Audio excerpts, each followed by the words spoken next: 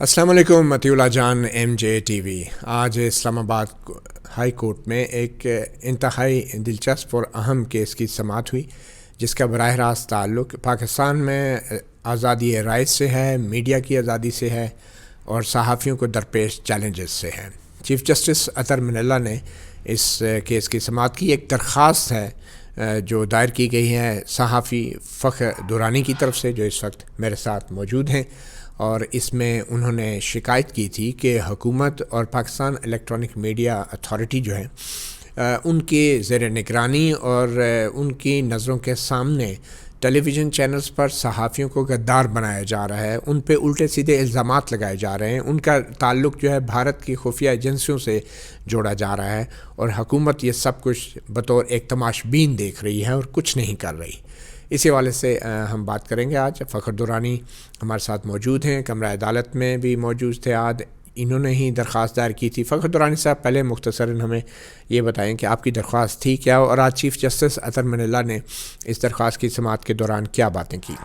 جی، سب سے پہلے تو میں آپ کو اگر اس کا بیک گراؤنڈ بتاؤں، 15 اکتوبر کو میں نے اسلام آباد ہائی کورٹ میں ایک پٹیشن دائر کی تھی، جس میں کوئی ایک ٹی وی چینل ARY کی جانب سے میرے خلاف ایک پروپیگنڈا شروع کیا تھا، جس میں انہوں نے یہ الزام لگائے تھے کہ جو یہاں پہ SCCP سے کوئی ڈیٹا لیک ہوا تھا، وہ میں نے ہی حاصل کیا تھا SCCP کے آفیشیل سے، اور اس کے بعد یہ انفارمیشن کسی طرح انڈین ایک جو ریٹائرڈ آفیسر ہیں انہوں نے اس پہ وی لاگ کیا، اس کے بعد اس پہ جنرل عاصم باجوہ صاحب کے حوالے سے سٹوری کی گئی، اور یہ الزام تھا آپ پہ؟ یہ الزام لگایا گیا تھا ARY کی طرف سے۔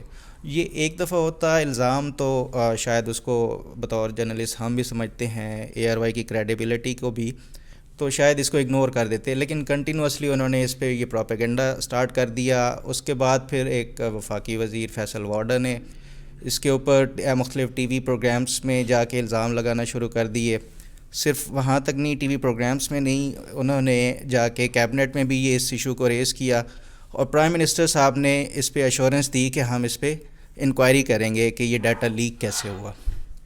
تو انہی سارے الزامات کو دیکھ کے میں نے پھر یہی فیصلہ کیا کہ میرے اوپر جو الزام ہے ان کو میں کورٹ میں لے جاتا ہوں۔ اس میں کوئی پروگرام بھی ہوا تھا؟ مختلف پروگرامز ARY کی طرف سے ہوئے، ٹوٹل پھر جو میں نے ایک ریکارڈ اس کا اکٹھا کیا، ایک ہفتے میں 54 پروگرامز اور نیوز بلیٹنس ہوئے ہیں، صرف میرے حوالے سے اور کچھ SCCP کے جو آفیشیلز تھے ان کے حوالے سے۔ تو پھر آپ نے درخواست کیا کی اور کس کو فریق بنایا؟ اس میں میں نے 6 فریقین ہیں، اس میں FIA ہے، اس میں IG اسلام آباد ہے، SCCP ہے، پیمرا ہے، اس کے علاوہ federal government ministry of information broadcasting ہے ایک اور اس میں۔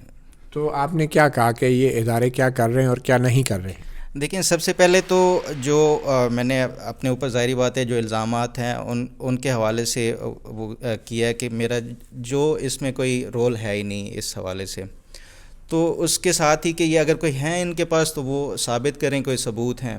آپ نے عدالت سے کیا استدعا کیا ہے کہ یہ جو ادارے ہیں، پیمرا ہے، وزارت اطلاعات و نشریات ہے، یہ جو ہیں اپنے اختیارات کا استعمال کرے اور یہ نہ تو پروپیگنڈا کروائے ٹی وی چینل سے، اور جو ٹی وی چینلز کر رہے ہیں ان کے خلاف کارروائی کرے؟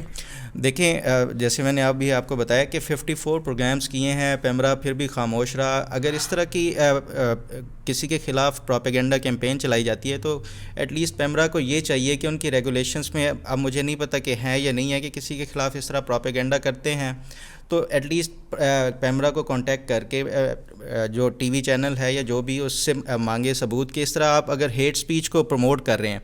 دیکھیں، ہیٹ سپیچ کے حوالے سے پرائم منسٹر عمران خان ابھی ریسنٹ ہی آپ دیکھیں ایک چینل ہے 24 نیوز، اس کے خلاف پیمرا نے پرومپٹلی ایکشن لیا اور ان کو سسپینشن کا اس ٹائم آرڈر دیا، جو کہ بعد میں وہ انہوں نے ہائی کورٹ سے وہ اسٹے لے لیا۔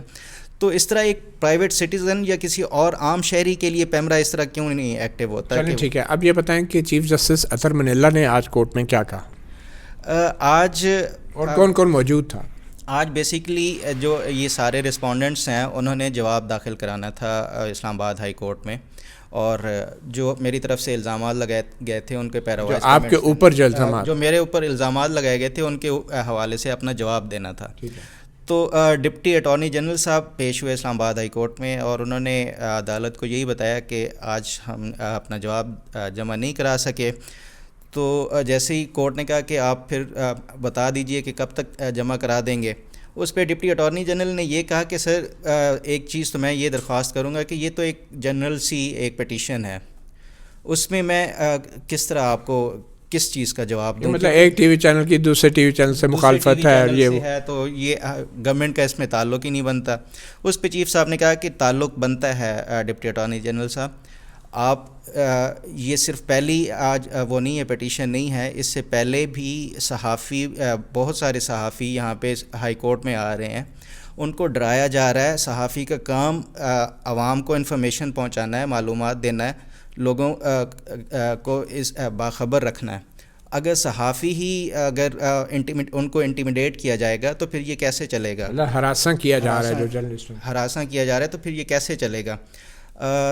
حکومت یہ کیوں تاثر دے رہی ہے، ایسی پرسیپشن کیوں پیدا ہو رہی ہے کہ صحافی یہاں پہ خوف کے ماحول میں کام کر رہے ہیں؟ پیکا کا انہوں نے اسپیشلی پھر وہ کیا کہ پیکا کا بھی اس طرح غلط استعمال جو ایف آئی آئی دے نوٹس جاری کر رہے ہیں. جی تو چیف جسٹس نے کیا کہا اس میں انہوں نے کہا کہ بغیر تاریخ اور بغیر اس کے نوٹسز جرنلسٹ کو ایشو کیے جا رہے ہیں، بغیر وجوہات کے نوٹسز ایشو کیے جا رہے ہیں ایف آئی اے کی طرف سے. جی ایف آئی اے کی طرف سے. آخر ریاست کیوں نہیں تحفظ دے رہی صحافیوں کو؟ ریاست کو سامنے آنا چاہیے اور صحافیوں کے حوالے سے جو تحفظات ہیں ان کو دور کرنا چاہیے، اور آپ اس حوالے سے ہمیں جواب داخل کرائیں اگلے 2 ہفتوں میں. انہوں نے کوئی ان اداروں کو خبردار بھی کیا ہے کہ یہ چیزیں پریکٹس بند ہونی چاہیے؟ کیا یہ حکومت اس میں ملوث ہے یا یہ کیا کوئی ایسا بات کی ہے؟ انہوں نے یہ کہا ہے حکومت سے کہ آپ یہ جو ان کی طرف سے پوائنٹس ہیں، پوائنٹ وائز آپ ہمیں جواب دیں کہ آخر صحافیوں کو کیوں اس طرح ہراساں کیا جا رہا ہے، انٹیمیڈیٹ کیوں کیا جا رہا ہے، خوف کی فضا کیوں ہے. تو حکومت کی طرف سے ہمیں ایک واضح موقف آنا چاہیے. اور دوسرا ساتھ ہی انہوں نے پیمرا سے بھی جواب مانگ لیا ہے کہ آپ کی طرف سے یہ کیوں نہیں اس پہ کوئی ایکشن لیا گیا اس ٹی وی چینل کے حوالے سے. ساتھ ہی جب ایس سی سی پی کی طرف سے وکیل پیش ہوئے تو اچھا، security and exchange commission of Pakistan کا بھی ایک کیس لگا ہوا تھا، وہ کیا تھا اور کیا اس پہ؟